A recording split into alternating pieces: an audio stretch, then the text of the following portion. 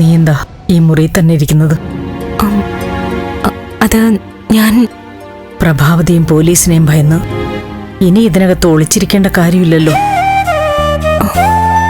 ഇനിയും ഞാൻ നിനക്കുള്ള ഭക്ഷണം ഇവിടെ കൊണ്ടുവന്ന് തരുമോ? അങ്ങനെയല്ല. അത് ഞാൻ എനിക്കെന്താ പറയണ്ടെന്ന് അറിയില്ല.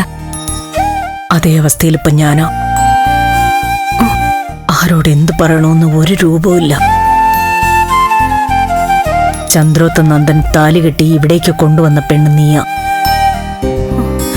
നിന്റെ വീടായത്.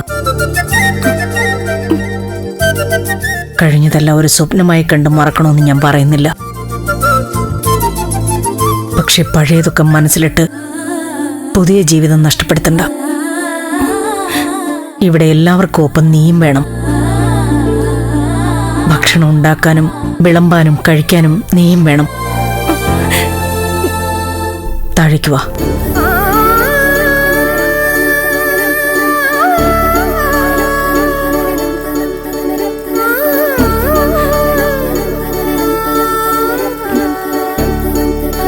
ദേവികയ്ക്ക് സാരിയെ ചേർച്ച.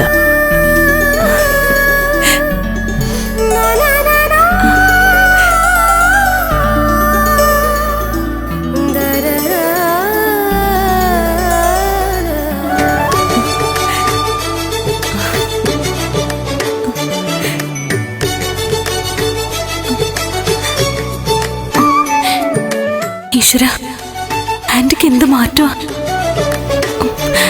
വിശ്വസിക്കാൻ പറ്റുന്നില്ല.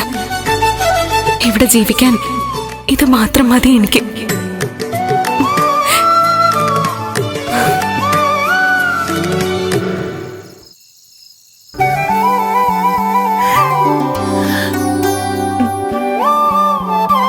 ഈശ്വരന്മാരെ, ഇന്ന് ഏറെ കാലത്തിന് ശേഷം സന്തോഷമായിട്ടൊന്ന് കണ്ണടയ്ക്കാൻ പോകുന്നത്.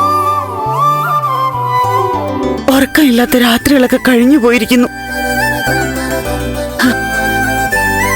ദേവിക്ക് വേണ്ടിയിട്ടുള്ള നേർച്ചകളൊക്കെ ഒന്നൊന്നായിട്ട് നടത്താനുണ്ട്. ഒരു കടവും ബാക്കിയിട്ടേക്കില്ല.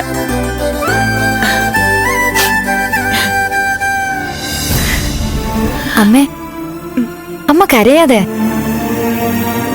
സന്തോഷം നിയന്ത്രിക്കാൻ പറ്റണില്ല. നമ്മുടെ കഷ്ടകാലമൊക്കെ കഴിഞ്ഞു. ഇനി നമുക്ക് അന്തസ്സോടെ തലയുയർത്തി നിൽക്കാം. ചോദ്യം ചോദിക്കാനോ തറപ്പിച്ച് നോക്കാനോ കുത്തി പറയാനോ ആരും ഉണ്ടാവില്ല. മാധവേട്ടൻ എത്രയും പെട്ടെന്ന് ഇങ്ങനെ വന്നിരുന്നെങ്കിൽ. ഈ സന്തോഷ വാർത്ത ആദ്യം അറിയേണ്ടത് മാധവേട്ടനാ. അച്ഛൻ പത്രങ്ങളിലൂടെയൊക്കെ കാര്യങ്ങൾ അറിഞ്ഞിട്ടുണ്ടാവും അമ്മേ. അതൊക്കെ അറിഞ്ഞോട്ടെ. നീയേ ആ സെക്രട്ടറിയുടെ നമ്പറിലേക്ക് ഒന്ന് വിളിക്കേ. അച്ഛനോട് നേരിട്ട് പറയാം.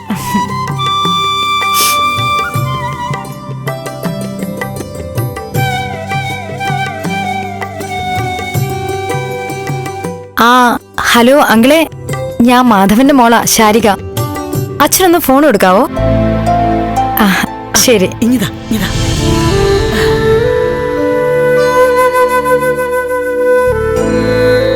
മാധവേട്ട, നമ്മുടെ മോള് അറിഞ്ഞോ?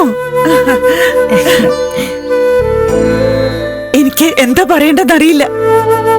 മാധവേട്ടനും കൂടെ ഇവിടെ വേണമായിരുന്നു. മാധവേട്ടന്റെ പ്രാർത്ഥനയാ നമ്മുടെ മോളെ. അതെ മാധവേട്ട, എത്രയും പെട്ടെന്ന് ഇങ്ങോട്ട് വാ. ഇനി ഏതൊക്കെ ക്ഷേത്രത്തിൽ പോവാനുണ്ട്?